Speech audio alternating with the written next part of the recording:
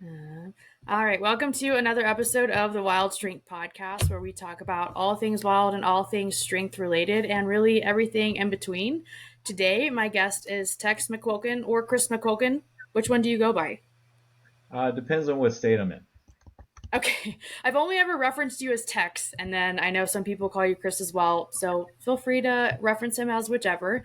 We're going to start off with the walk up song. He chose The Light on Stage by Corey Morrow, which is a Texas country artist. And if you're unfamiliar with Texas country music, I recommend going and finding a good playlist.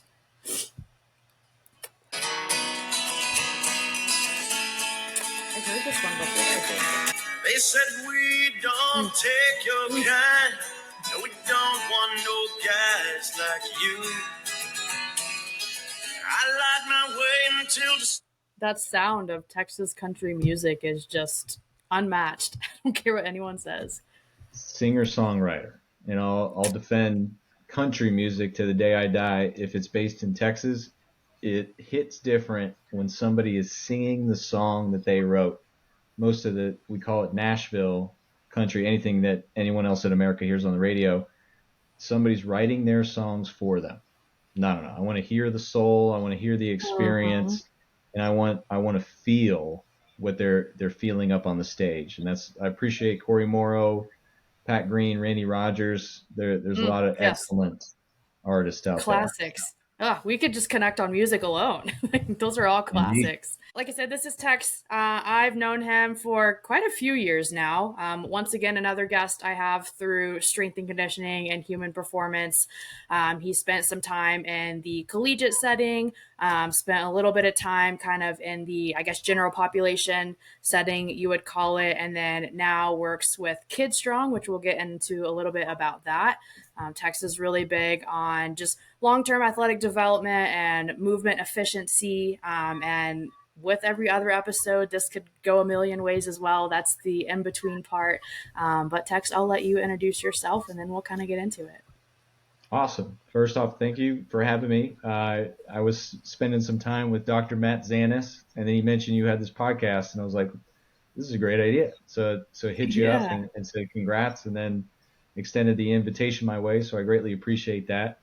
I myself been coaching for 14 years. I got my start in grad school. I played lacrosse at college, Marymount University, Division III school in Virginia, and had the opportunity to become a grad assistant coach. And I'm from Texas, played lacrosse, which 20 years ago, that was an oxymoron. The sport was not connected to the state. Texas football is king. So grew up playing football and eventually navigated to lacrosse. I'm a 5'7" genetic trash can. So that presented an opportunity for me to go to college to play sports. So that's what I jumped at. And then when through hard work and leadership, the coaches presented me the opportunity to be a grad assistant coach.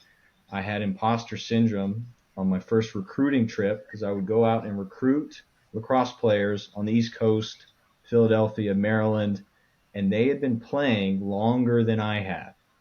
So how am I supposed to recruit and look for these nuances of these kids that they are better than me? And I had imposter syndrome. So I felt that the best way for me to make an impact was to do what I did as a player, which was lift weights, run as fast as I could, and play my sport. So I took on responsibilities of a strength and conditioning coach for the team, which we didn't have a weight room. We didn't have a strength coach. There's some awesome D3 universities that have strength coaches out there, Lynchburg, Salisbury. We played them in lacrosse and got our butts kicked. So shout out Matt Nine, who's at Salisbury, awesome coach. And so I wanted to win, still had that desire, and how I could contribute was the weight room. However, my first session, we didn't have a weight room. We needed upper body strength. I asked my dudes to kick up into a handstand, and we were just going to hold it, develop some upper body strength. And one of my guys tore his rotator cuff. So these were my teammates. They were my friends, Now they were my athletes and my responsibility. And I took away kids last year, his senior year of his lacrosse career, because I didn't know what the hell I was doing. At that moment, it hit you hard. Um, Yeah. so I had to find mentors and people that knew what they were doing. I was just a regular health major. My university didn't have performance as a education path, so just had to search these things out on my own. Um, so found some excellent mentors, and it was an amazing experience because I spent the weekend with them, and then I would fly back to my university. So I just spent 2 days, and then for 3 years at that Marymount as a coach, I learned how to coach. I was very fortunate for two things. Number one, that these were Division III athletes. They were not strong or powerful enough to hurt themselves for the stupid stuff and programming that I put them through, minus the prudency of my handstand. None of the jumps and sprints and any of that. They didn't have enough power to generate to get hurt. And so I learned how to coach, and at the same time, I was doing both the training for the team and practice. So if we would go and do some weight related stuff or some movement training, I would use the sport to reference so we could set up in the appropriate position. Good. So then I would reference the sport. Okay, like this. Like, show me how you're going to play defense. And they would naturally step into my squat Mm-hmm. stance that I wanted. So I could use both the weight room and the field to communicate and make the connections there for them. So this just came naturally because I was finding how many different ways can I say the same thing. Well, um, after 3 years, I felt that I was a way better strength coach than a sport coach. So then I applied to Georgetown University an internship, a la Dave Terry. This is pre-Dave Terry, however. So fortunately, Michael Hill, he gave me the opportunity to coach there. And this, again, milestone, a moment, another mentor that stepped into my life because he gave me teams. Now I had rowing crew teams, men's and women's, and I assisted Mike with the women's lacrosse team and the coach Sean Foster, who's still at Georgetown now, with the men's lacrosse team. Yeah. So now I had to understand, okay, this is how rowers move, and then bring that into the weight room. And my objective, I communicated with the coach. Basically, she said what she wanted to do, and I presented her, okay, we're actually going to turn your rowers into athletes. So it's not just a matter of what their conditioning is. They're going to take care of that in the water.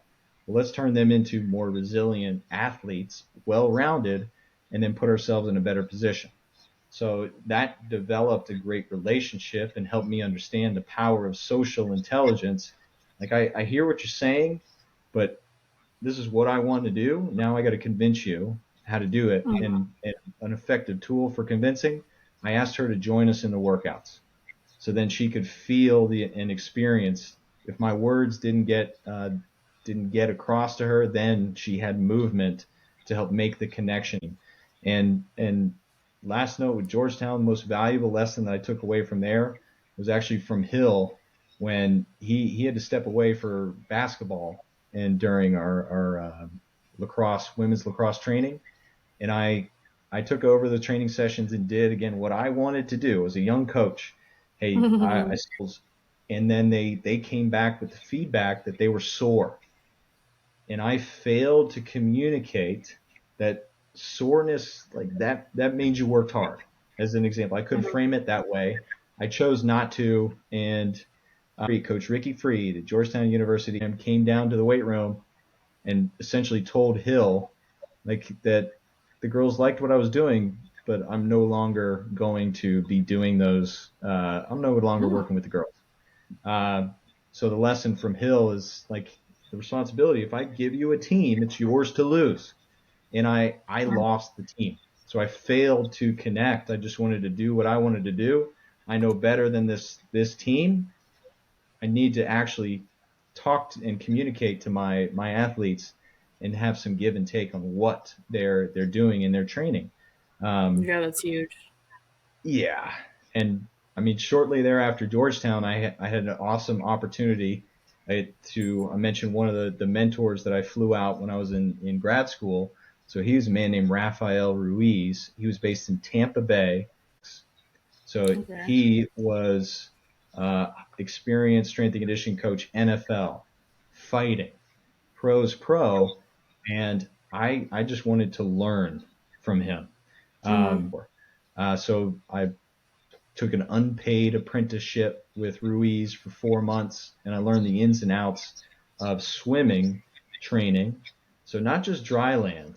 Raf, he viewed these amazing athletes in the pool as athletes. So learned Mm-hmm. how movement deconstructs from the pool and how, because if we talk about any sport from rowing, lacrosse, football, any field, like we can train them all basically the same way. Swimming is a different game because the margin of error is so small that Mm-hmm. the whole world that you're moving through is fighting back against you. The whole world is resistance. So your Never thought of it that way. proficiency, yeah, it has to be perfect. So now introducing this high level demand of movement to meet high level demand of intensity, intent, all the stuff that we know with field and court sports with the high expectations and perfections of movement. Even at the NFL, those guys can make mistakes and get away with it because they are so freakishly athletic. There's no Mm-hmm. room for that in the pool. Me, and you better believe he put me through the ringer. Again, like zero Mm-hmm. buoyancy. I had to do drown proofing. I had to learn to swim, and Yeah, then both the training and the coaching. So world of experience picked up in only 4 months, and I wouldn't trade it for the world. And that's huge. yeah, I owe him so much. He's who I learned how to coach from where it was this true understanding of intelligence quotient, emotional quotient, professionalism, and then this Mm-hmm. presence, most importantly, presence as a coach. So where me as Raf's even shorter than I am, uh, but me as a 5'7" genetic trash can, as mentioned earlier, can step into any weight room, any training environment, can step Mm-hmm. onto the stage at an NSCA event and have presence. I'm going to lean in and you're going to listen. So just knowing that, again, I don't have to try to impress you. I'm not going to impress you with my capabilities as an athlete. I'm not going to impress you by my stature, but I'm going to impress you with my knowledge, my experience, and then my coach's eye. So all Mm-hmm. of those combined and how I can communicate and connect with you, that is what I took away and have been able to express that. So he's an amazing speaker as well. So I have a lot of tools and connection and growth when I speak. I always aim to channel his energy and bring it to it. Um, from there, amazing opportunities to work with a company Power Athlete, and that was in a training and education space. So then on weekends, go and travel the world and teach people how to teach people to lift weights. Um, so it's been a long journey, and then my breaking point as a coach that led me now to my opportunity here at Kidstrong was my last high school lacrosse coaching stint, and then it coincided with a job opportunity and offer with Kidstrong that I couldn't help but jump at. So where we had social impact with Power Athlete, this was an opportunity to make some real impact. So there's 50,000 kids within the Kidstrong program, which means 100,000 parents that Mm-hmm. now I get to step in. And so what I'm doing with Kidstrong is the learning and development. So taking over the education for the coaches and creating communication systems, coaches' eye development and training, and then helping them again with the presence and the professionalism of how to talk to parents. So this is a lot of our coaches, this is their entry level. This is their first coaching opportunity and career. So they're learning the public speaking. They're learning how to communicate coaching cues, how to perform demos that are engaging. and it can help kids and parents lock in. And then the big factor that I'm pushing for is they are learning how to communicate with parents. So this way, parents are now training how to have an effective relationship with a coach. So you would introduce yourself. I'm Coach Whitney. I'm Coach Chris. So we train the coaches to introduce themselves as coach and their name all the time. So we're Mm-hmm. training parents how to have an effective relationship with a coach. So that way, when their kid graduates from 11 years old outside of Kid Strong to go to middle school, they know how to have an excellent communication. They know the spacing and the expectation of how to operate with a professional coach. If they're asking them in respectfully challenging their ability to grow, there's a space to be had to allow that young athlete to step into responsibility and become their own man, their own woman through sport. And here's one thing I got to reiterate: there's a man named Jim Davis, an amazing coach. He spoke often with NSCA. Mm-hmm. Google Jim Yeah, he's great. Davis, good athlete project. And this is Mm-hmm. a lesson I quote him often: is that sports don't teach lessons, coaches do. So there's a whole group of parents out there that say, hey, football taught me, baseball taught me. No, it didn't. You Yeah. are fortunate to have an amazing coach that cared about you. Mm. So, um, amazing opportunity. I'm stealing lessons from amazing coaches like Nick Winkelman and then bringing them, Oh, nice. distilling them down to small components to then deliver to these entry level coaches. And then again, this is a deep mission for me. It's not only the parents, it's also for the coaches. And you know this well in the collegiate strength and conditioning game. You got to get a freaking master's degree to get an internship. Yeah. You got an opportunity to develop every skill necessary to own the room, see movement, and then communicate corrections, which is Mm. coaching, and then Mm-hmm. see that you have an opportunity to send the kid athlete where they can't take themselves. So that is part of the opportunity that you get with coaching a kid strong is freaking bulletproof systems to turn you into a excellent public speaker that also knows how to see and communicate movement. And then you get to change the lives of kids along the way. So, I mean, long-winded answer. It's just been a long 14 years. Sorry. Yeah, no, and I'm like laughing in the background because I can hear your dog. And before we started, mine was like snoring really hard. I'm like, oh my goodness, we're gonna have dog snoring in the background, but it is what it is. I like that you bring up the when you were in Florida. Remind me the coach's name that you were working with. Rafael Ruiz. Okay.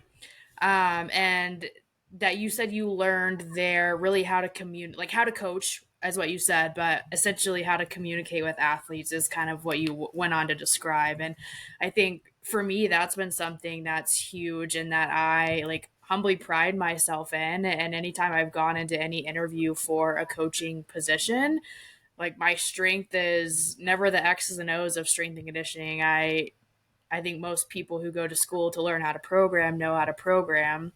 And at the end of the day, most people just need basic stuff, and people try to make it more advanced than it needs to be. But I can communicate and talk to and relate to or insert whatever word there. And I think even like I've spent most of my time in the military setting, and that's even something that's been reflected back to me as like, you're the one coach who just talked to me. Like, even Yeah. some days, those athletes just need someone to talk to. And like you said, the coaches are what changed their lives and the lessons that they learned, whether it was a direct lesson that that coach taught them or something very indirect that they took from the context that they were in.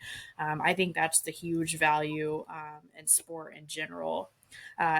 You kind of went full circle there. Like you started playing lacrosse in Texas, which I'm from Texas as well. And it was funny.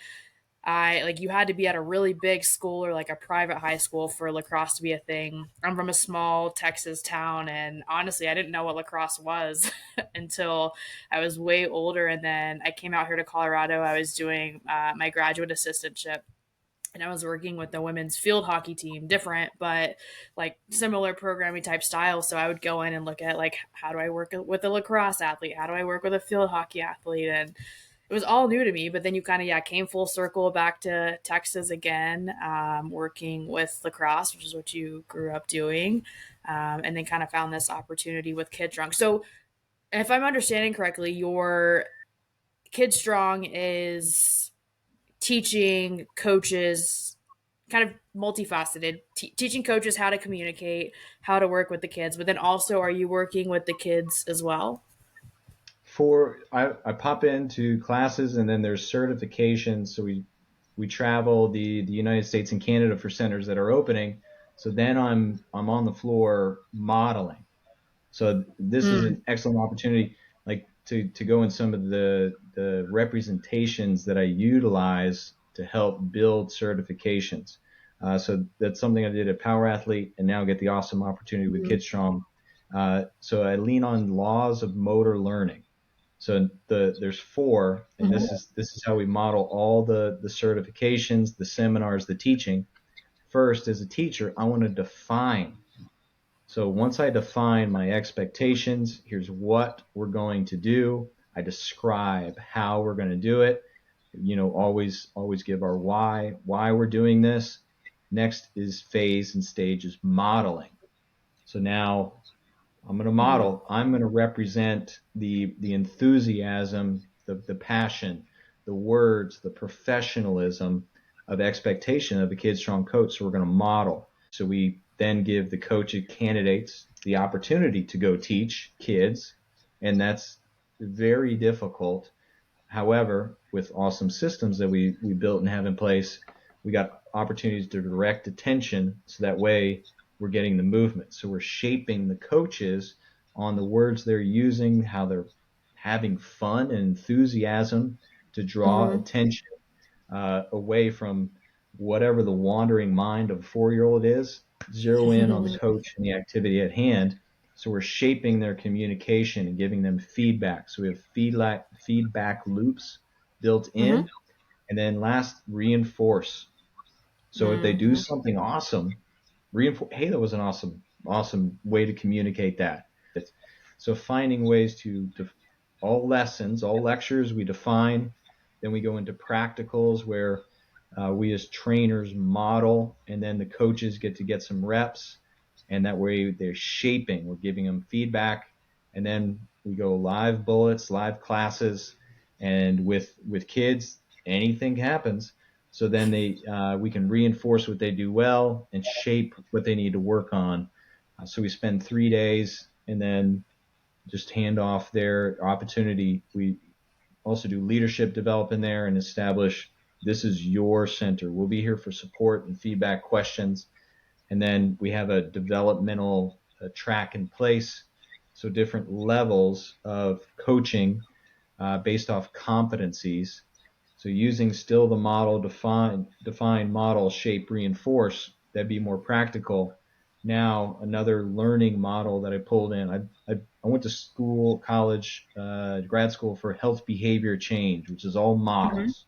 That's Mm-hmm. just how It is, yeah. my mind thinks. That's how sports are run. Mm-hmm. Model, defense, offense. So it's just how I operate. Models of movement, we can get into that. But now I'm in the learning and development behavior mindset, because that's really developing and mentoring coaches. And then Mm-hmm. so there is Bloom's taxonomy. So Mm-hmm. very surface level, bottom line is we want everybody to remember. Here's the terminology, here's the vocabulary. I mean, think back to your schooling. The basis is remembering the facts, remembering the definitions.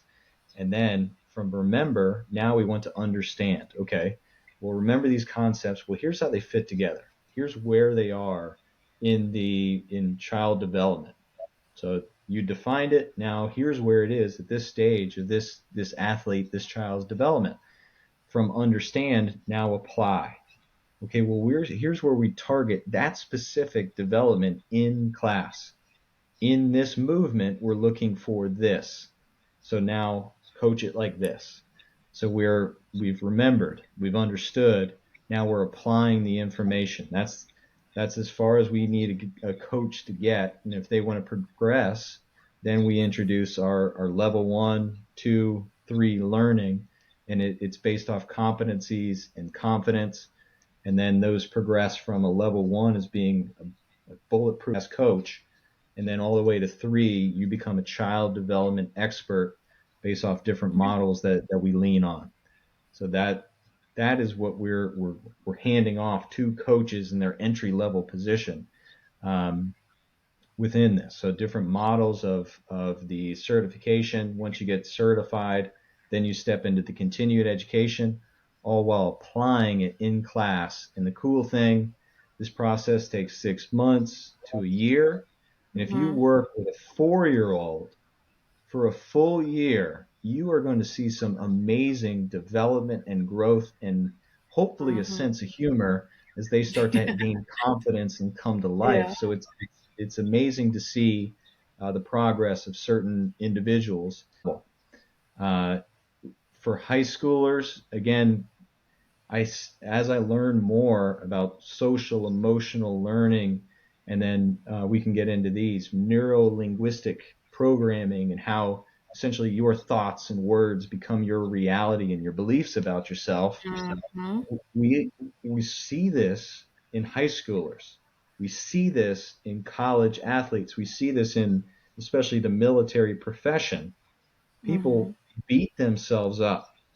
So the more I'm learning about these developmental stages and processes, the more that I can reflect on my high school athletes, my military athletes, my professional athletes, and think of, okay, well, I had to arm wrestle you to get you to believe that you're not what you are saying about yourself. Well, Mm-hmm. there's certain stages in a child's life that those are introduced and held on to. So now, and I still present with different NSCA topics. I'm going to New Mexico State Clinic in April. Shout out Andy Holmes for the opportunity. So now Mm-hmm. I'm going to bring, it's called social emotional learning into the weight room. So it's going to be a practical presentation, and there's different components of social emotional learning that we're going to target using stress in the weight room.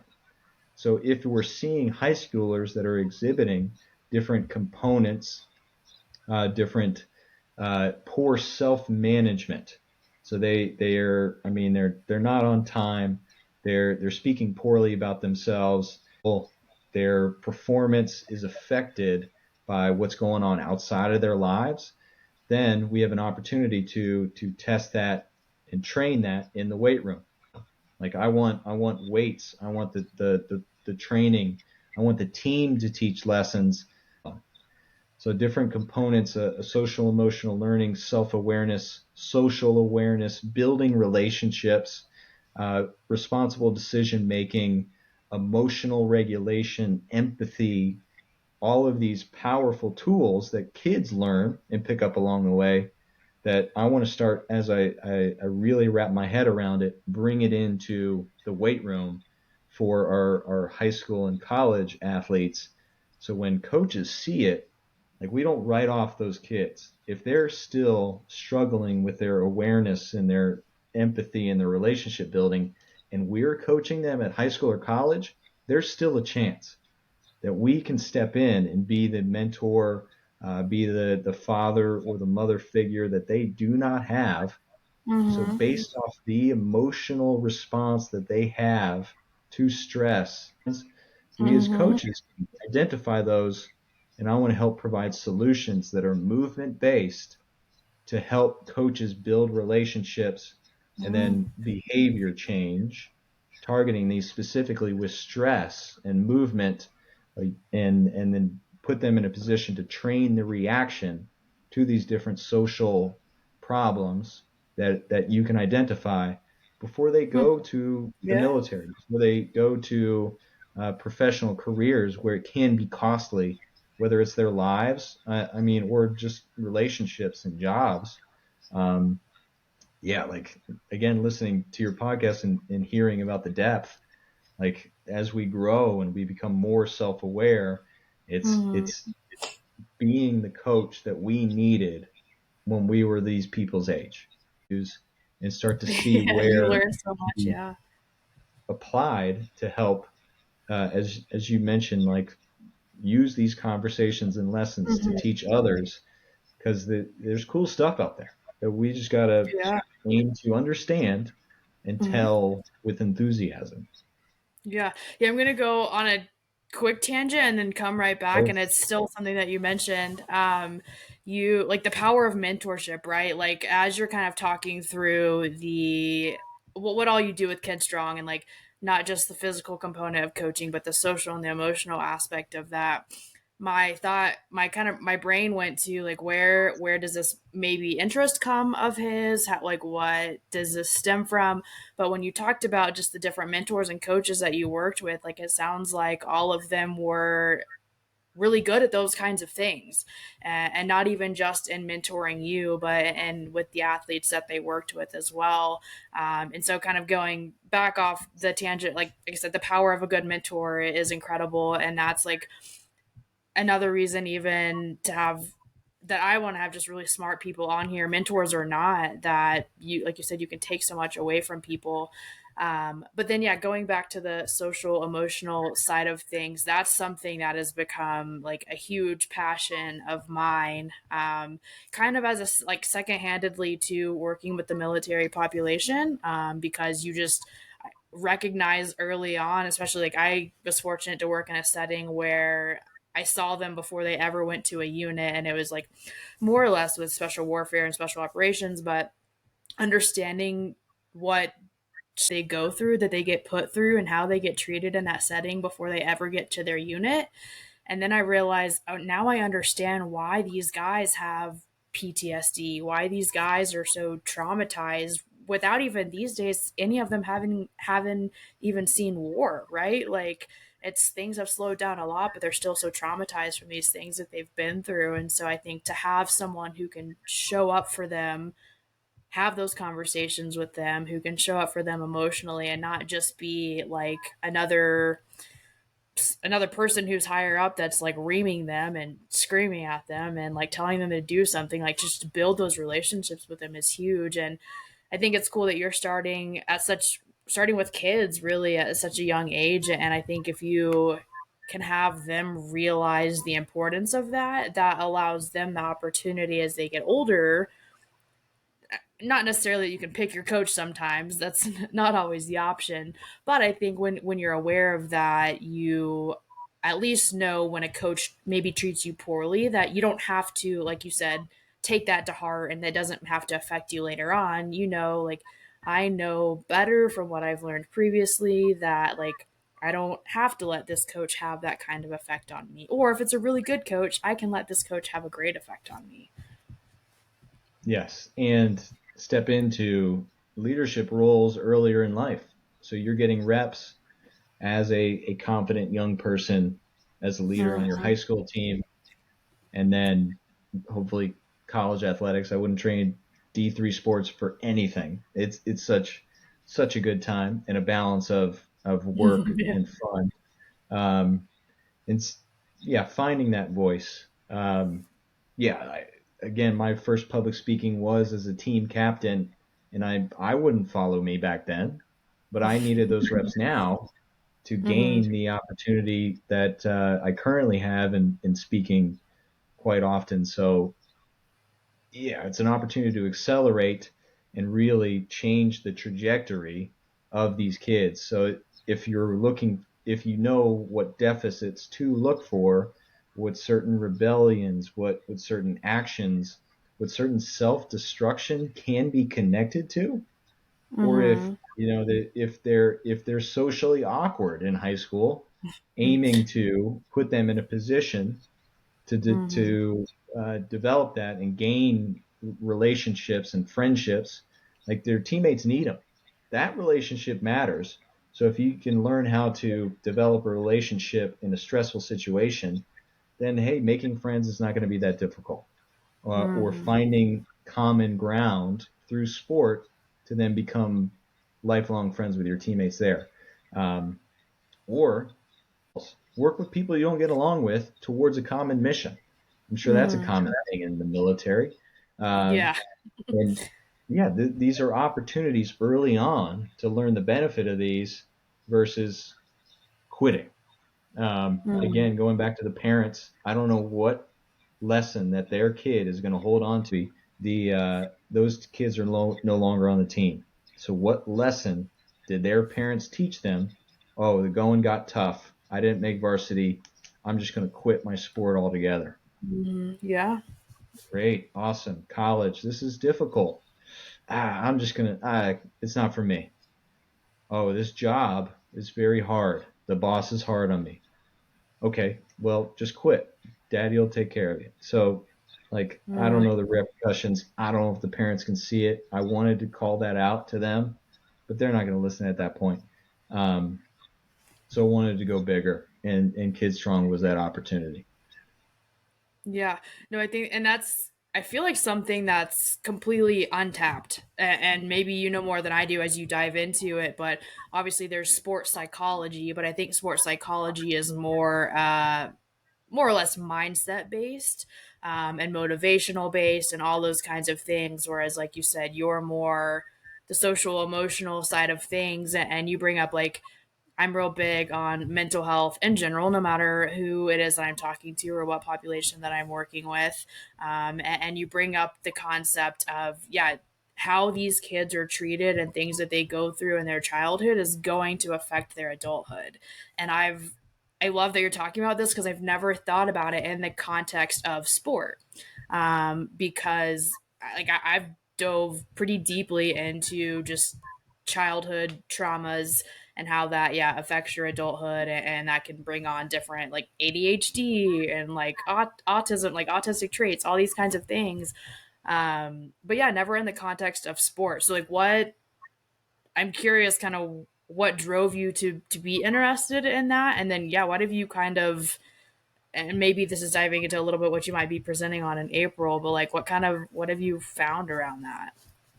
I I had well, it's seeing it and recognize it in real time, and Mm-hmm. then deciding how I can react. So then going back to my athletic career, my home life not optimal. I viewed coaches as leaders, mentors, father Mm-hmm. figures, and then how I'm treated, not representative of that positive relationship. So refer to these, and I'm stealing a term, and I steal a lot of terms. This one's from Harrison Bernstein of Soldiers to Sidelines, coaching scars. So have Mm-hmm. those, and then I'm not resentful from those coaches. Again, I didn't perform. I can own the responsibility now, but certainly not resentful. And then was able to luckily have some athletic success beyond that I didn't let it affect me long term. But it helped me now remember how I want to, the golden rule of coaching. I'm going to treat them. I want to be the coach. I want coaching me.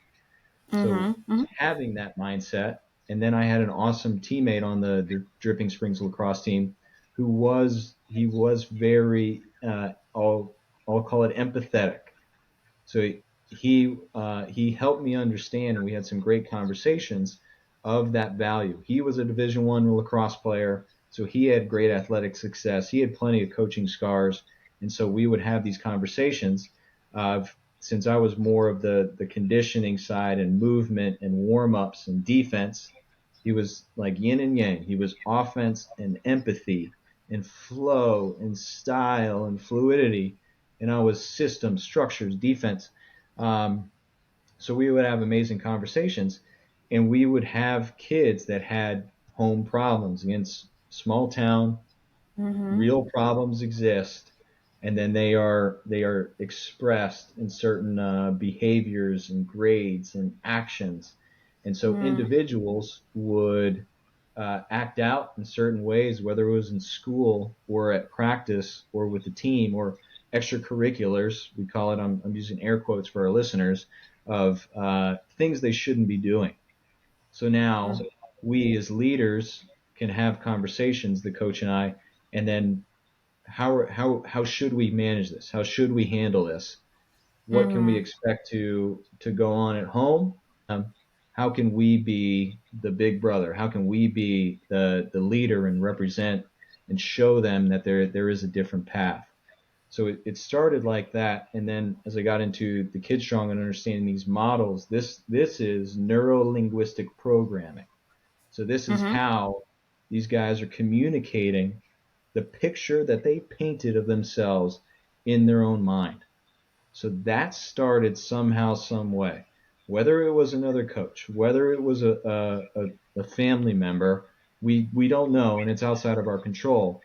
But they latched on to a story about themselves, and that expectation was such a fear that they were so self-critical that it negatively affected their performance on the Mm-hmm. field. So now I understand that and feel that we handled it competently as leaders on that team. Now I understand to the point where, okay, here's conversations that we can have. Um, Mm-hmm. I feel high school and college age, it's still such an opportune time for a coach to step in and be that mentor, leader, big brother, big sister individual. And then I worry that it beyond the 22 years old, it becomes a belief, and then they would need to seek the professional guidance and help. The younger minds are still moldable to bring some awareness in there and then show them how to act emotionally, uh, and how sport and athletic can be used as an outlet. And there's a lot of individuals that are doing this very well on their own. And there's a lot of coaches that are not. So if they see a Mm-hmm. behavior, they could just push them. Oh, this guy's not a team player. Oh, this guy, he's a loner. Or they put labels on these kids when they need them the most. And that's a concern, and that's a fuel for the fire to help understand. So yes, with Kids Strong, start getting it before it embeds, and then at high school there's still an opportunity. Again, never write anybody off. Yeah. Um, if you see it, okay, I need to learn how to operate this. Again, going back to my first college coaching job where I freaking injured and tore my buddy's rotator cuff, I had to seek understanding so that way I never made that same mistake again.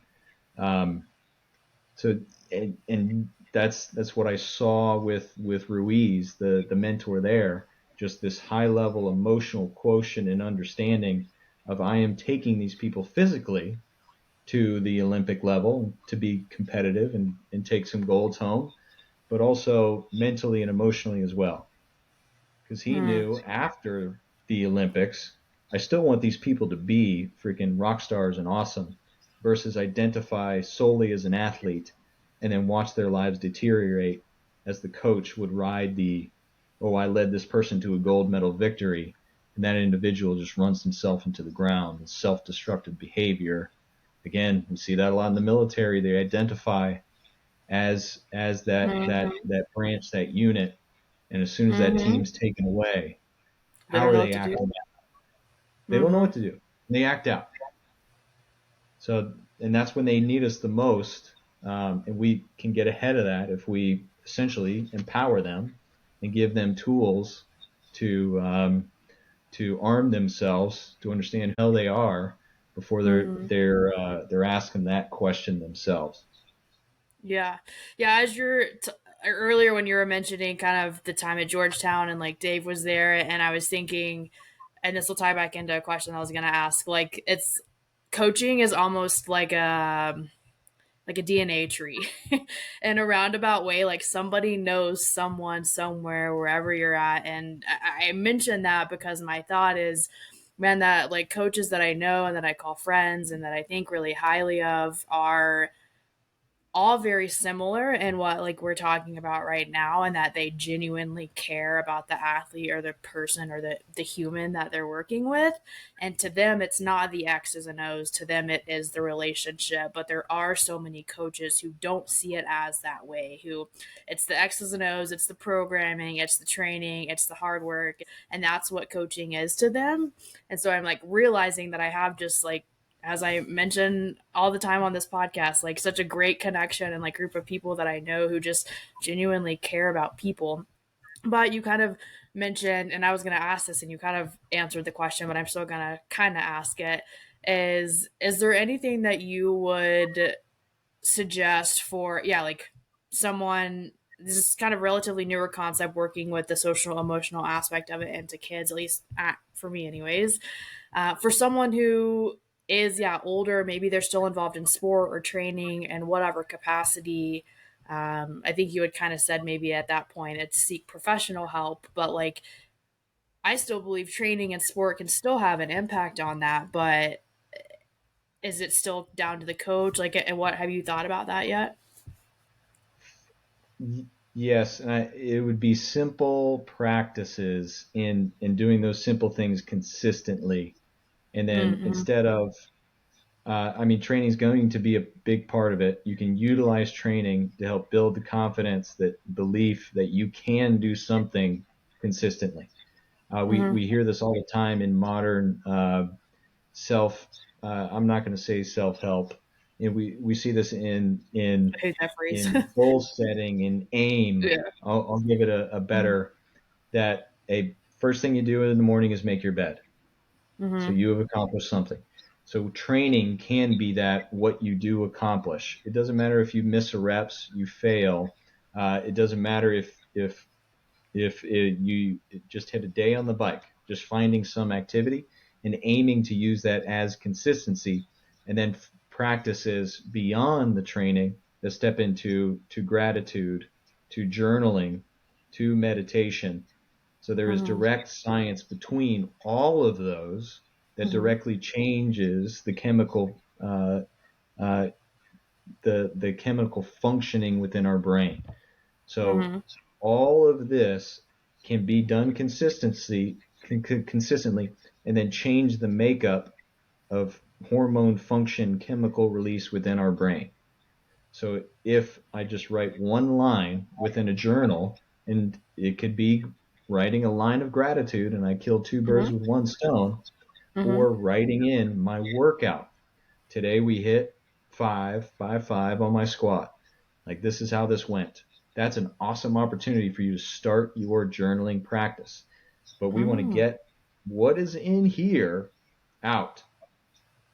Guess what? Within journaling and gratitude, if I'm still not ready to share what is going on, just getting it out. And then eventually I can have a training partner. I can have coffee with a friend. I can call a friend. I can reach out, or when they reach out to me, just talk about my training and what else is going on in life. So it can be a bridge. Absolutely 100% starts with training, but then utilize that practice of consistency, what you enjoy training, and then take that mental challenge to writing something down on paper, even if it's your workout, into gratitude. And consistency is going to be king, and eventually you'll begin to share that with others. So there's plenty of platforms that take training numbers you can put in there, and then if you find one that has a community that you can connect with, share it. If it's a toxic community that is all about just leaderboards, they're in not a progressive manner, then maybe it isn't for you. Then just call up your buddies and say, hey, this is the workout I'm doing. Text a photo of your written journal to it, and then start a communication chain there. Um, the bottom line: don't keep it all inside. Don't do Mm-hmm. nothing, and Mm-hmm. then eventually aim to find your people and be proactive. Like, it's probably more difficult than just me saying be proactive, but much like you're aiming to represent here, like you're reaching out to people that you find interesting to then share it with Mm-hmm. the world. Uh, Mm-hmm. People don't have to share that with the world. You can just reach out to people you find interesting. And the beauty of Yeah. this community, anybody will talk to anybody at any point. And if they don't want to Yeah. talk to you, they're not worth talking to. Yeah, no, I would definitely agree. And I'm laughing because I initially, before we even started recording this, like I mentioned, I wanted to have you on and talk about like obviously long term athletic development. And that is exactly what we're talking about. But much to my surprise and a total different capacity. And I love that because, like I said, that's something that's huge for me. And I had no clue that I was kind of familiar with what Kid Strong was, but I had no clue the depth of it and like what all that you were doing there, and even really ties in with like the wild strength, I guess, but a total different side of strength. And I mentioned this, I think, on at least every episode that I've had a coach on so far, is that strength is more than the X's and O's. Like I said, it's more than the programming, and so I think I have an appreciation for the depth that you've gone into with the social emotional side of that, and something that I think is untapped. You may know more people with what you're doing and the circle that you're in who are doing those kinds of things, but um, do you guys go into like all across the country, kind of like you did with power athlete stuff, or are you kind of central to one location? No, all throughout the country. So it's franchises that are opening up, and then we would go and Okay. train the coaches opening in the franchises. Um, Okay. I'm still on the road speaking, and then Mhm. aiming to connect this stuff to movement. So that would just be representing the knowledge and the word, not necessarily Kid Strong there. Um, but yeah, expect to see me all over teaching.